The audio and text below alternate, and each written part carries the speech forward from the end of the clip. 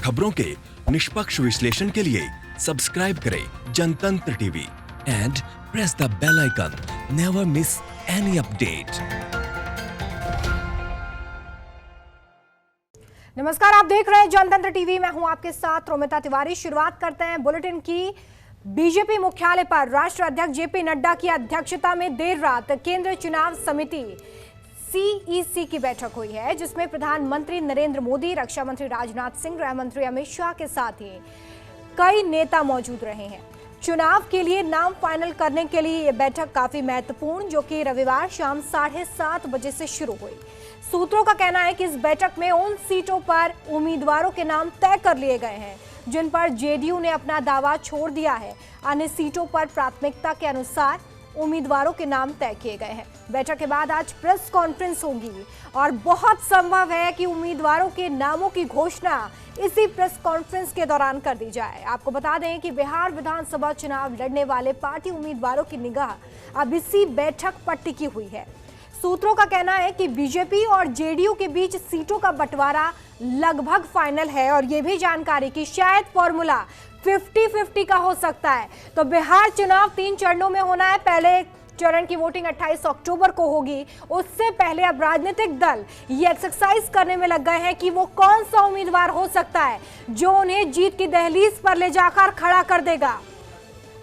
Resident editor Shrikant Pratyush हमारे साथ phone line पे जुड़ गए हैं। श्रीकांत, बैठक हो गई है, मंथन हो गया है, क्या कुछ बैठक से निकलकर सामने आया, बताइए जरा। ऐलान हो जाएगा कि कौन पार्टी का कैंडिडेट कहां से लड़ेगा चुनाव, क्योंकि ये बैठक लगातार चल रही थी। कल तो प्रधानमंत्री जी जी अब तय हो गया है कि कौन पार्टी किस सीट पर चुनाव लड़ेगी और किस पार्टी का कौन उम्मीदवार होगा। तो मानकर चलिए कि 3 बजे के पहले ऐलान हो जाएगा। बीजेपी का कैंडिडेट का नाम का ऐलान हो जाएगा, जेडीयू के कैंडिडेट के नाम का ऐलान हो जाएगा। एलजेपी सभी सीटों पर, जेडीयू के सभी सीटों पर अकेले चुनाव लड़ने का ऐलान किया है एलजेपी ने। तो इस बार एनडीए से अलग चुनाव मैदान में नजर आएगा एलजेपी, लेकिन बीजेपी जेडीयू मिलकर चुनाव लड़ रही है। तो माना जा रहा है कि महागठबंधन से मुकाबला होगा, क्योंकि महागठबंधन के कई साथी उन्होंने आखिरी क्षण में छोड़ दिया है साथ। जीतन राम मांझी ने सबसे पहले साथ छोड़ा था, फिर उपेंद्र कुशवाहा ने छोड़ा, अब सन ऑफ मलाह मुकेश सहनी ने भी छोड़ दिया है। तो महागठबंधन अब महागठबंधन रहा नहीं। महागठबंधन में कांग्रेस, आरजेडी और वाम दल है, 3 ही दल हैं। तो मुकाबला दिलचस्प हो गया है। अब आर पार की लड़ाई शुरू हो जाएगी आज उम्मीदवारों के नाम के ऐलान के साथ, क्योंकि पहले चरण के उम्मीदवारों के नामांकन शुरू हो चुका है। 8 तारीख से आखिरी तारीख है, तो आज नाम ऐलान होते ही कल। ठीक है श्रीकांत, लेकिन सबसे बड़ी बात इस बार बिहार चुनाव में ये है कि एलजेपी इस बार चुनावी मैदान में अकेले नजर आएगी, जबकि वो एनडीए के साथ इस वक्त नजर आ रही है। लेकिन जेडीयू के खिलाफ काफी नाराजगी है। कितना नुकसान हो सकता है इससे बीजेपी को या जेडीयू को? एलजेपी खराब नहीं हो रहा। एलजेपी जेडीयू के उम्मीदवारों के खिलाफ अपना उम्मीदवार दे रहा है, तो नुकसान तो होगा, क्योंकि चिराग पासवान दलितों के बड़े नेता हैं। रामविलास पासवान के बेटे चिराग पासवान, अगर ये तीनों साथ रहते तो ज्यादा ताकत इनकी बढ़ती। लेकिन अब जब जेडीयू के हर उम्मीदवार के खिलाफ एलजेपी का उम्मीदवार उतरेगा तो नुकसान तो होगा। लेकिन श्रीकांत, अगर पॉलिटिकल एनालिसिस में आप और हम ये समझ रहे हैं कि एलजेपी के चुनावी मैदान में अकेले उतरने से जाहिर तौर पर जेडीयू को नुकसान होगा, क्योंकि उसी के खिलाफ एलजेपी ने उम्मीदवार उतारने की बात कही है। बीजेपी के तो वो पक्ष में नजर आ रही है। तो इसके बावजूद भी क्यों आखिर ये फैसला लिया गया है कि एलजेपी को इस गठबंधन से बाहर रखा जाएगा? देखिए, एलजेपी को गठबंधन से बाहर रखने का फैसला नहीं लिया गया है। एलजेपी ने खुद एक फैसला लिया है, और आपको पता ही है कि बिहार में एनडीए की सरकार है और एनडीए में एलजेपी, जेडीयू, बीजेपी तीनों दल। ठीक है श्रीकांत, आपको रोकना चाहूंगी। हमारे साथ अफजल जी जुड़ गए हैं, जेडीयू के प्रवक्ता हैं। सर, बहुत स्वागत है आपका जनतंत्र टीवी पर। अफजल जी, सीधा सवाल यही है कि जिस तरीके से अब चुनावी रण में आप लोग उतरने जा रहे हैं, क्या फॉर्मूला तय हो गया है सर? सीटों का बंटवारा जेडीयू और बीजेपी में तो हो ही गया, ही तो आप आपके स्क्रीन पे दिखाती भी होंगी कि मैं फोन पे हूँ। रहा सवाल जहाँ हम दोनों गठबंधन के दोनों पार्टी के नेता वर्कर बूथ स्तर पर, पंचायत स्तर पर, ब्लॉक और जिला स्तर और हर स्तर पे दोनों मिलकर हम एक दूसरे को मदद करेंगे। रहा सवाल की बीजेपी से, जेडीयू से, एनडीए से एलजेपी का अलग होना, तो वो उन्होंने अपना फैसला खुद ही लिया है। हमने तो कभी कहा नहीं, हमारे तरफ से कोई इस तरह की बयानबाजी नहीं हुई। हमेशा वही बयानबाजी करते थे। हमें 6 महीने से माननीय नीतीश कुमार जी पे उंगलियां उठाया करते थे। मैं पूछना चाहता हूँ आपके चैनल से, अगर एलजेपी कोई साथी अगर जुड़े हुए हो, तो पार्लियामेंट के चुनाव में नीतीश कुमार के कसीदा रामविलास पासवान हर स्टेज को बोलते थे कि नीतीश की एक तरह केंद्र सरकार, बिहार के नीतीश कुमार ये काम किया, वो काम किया, वो काम किया, जब तारीफ करते थकते नहीं थे। आज इतने बुरे क्यों? तो ये तो उनको सोचना चाहिए था। हम थोड़ी कर रहे हैं, हमने काम किया है, काम के आधार पर जनता के बीच में जाएंगे। जनता बड़ी है, मालिक है। हमें उम्मीद है कि हमें कामों के आधार पर मुझे वोट देगी, हम दोबारा सरकार में आएंगे। जी अफजल जी, बयानबाजी निश्चित तौर पर ना की गई हो जेडीयू की तरफ से एलजेपी के लिए, लेकिन जाहिर तौर पर जब नाराजगी जाहिर की जा रही थी तो नाराजगी को दूर करने या एक हेल्दी संवाद करने की कोशिश भी तो जेडीयू की तरफ से नहीं हुई ना? देखिए, सवाल है कि हेल्दी की जहाँ से बात करी, वो हमेशा कहते हैं कि मेरा जी है, आप बीजेपी के साथ हैं जी। हम, मेरा कोई मंत्री नहीं है, भी उनका बयान है, इसलिए हम एनडीए में नहीं है, हम एनडीए में केंद्र में हैं, मेरा बीजेपी के साथ मेरा गठबंधन है। तो सवाल बीजेपी से वो मांग रहे थे जी। हमसे तो कभी आके मैं कहा नहीं कि सीट शेयरिंग कीजिए दीजिए। तो बीजेपी के साथ उन्होंने बात की, और बीजेपी किस बुनियाद पे वो अलग हुए ये तो वही बता पाएंगे। लेकिन इरादा उनका यही है कि हाईली एम्बिशियस है और काफी महत्वाकांक्षा उनकी। अच्छी बात है, मेरी शुभकामनाएं हैं कि वो 143 नहीं 247 पर लड़के देख ले। बिहार के वहाँ बखूबी जानती है कि कौन बिहार में कितने लोगों ने काम किया है, और बिहार को जो ऊंचाई,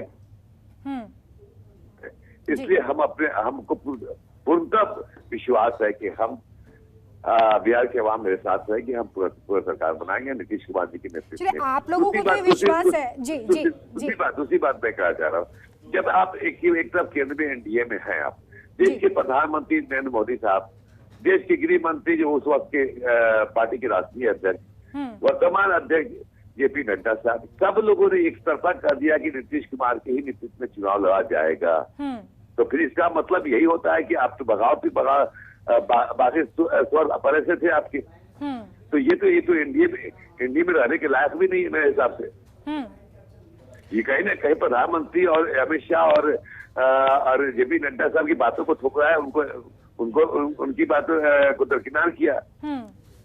चलिए, ये जेडीयू का स्टैंड हो सकता है सर, लेकिन एलजेपी लगातार ये कहती रही है कि वो तो यही कोशिश करेंगे कि प्रधानमंत्री और मजबूत हो, तो इस बात में ज्यादा दम दिखाई तो नहीं देता है। लेकिन मैं आपसे यही पूछना चाहूंगी कि जिस तरीके से एलजेपी का यही कहना था, आपने भी बात रखी कि बीजेपी की तरफ से, एनडीए की तरफ से साफ किया गया कि नीतीश कुमार के नेतृत्व में ही चुनाव लड़ा जाएगा, लेकिन आखिर वो कौन सी परिस्थितियां है, कौन से कारण है कि एलजेपी ये कह रही है कि उन्हें विश्वास ही नहीं है नीतीश के नेतृत्व पे?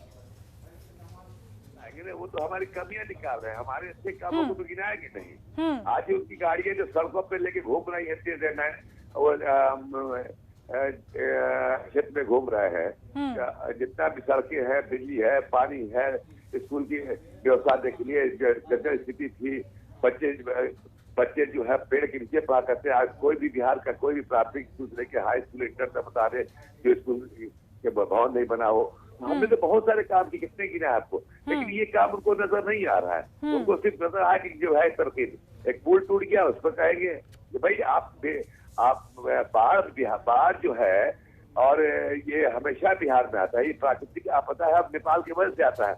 और दूसरी बात कोरोना, दोनों कोरोना से हम जंग लड़ रहे थे, अब उसमें जंग में हमको साथ देने के बजाय हम पे तरकीब कर रहे थे।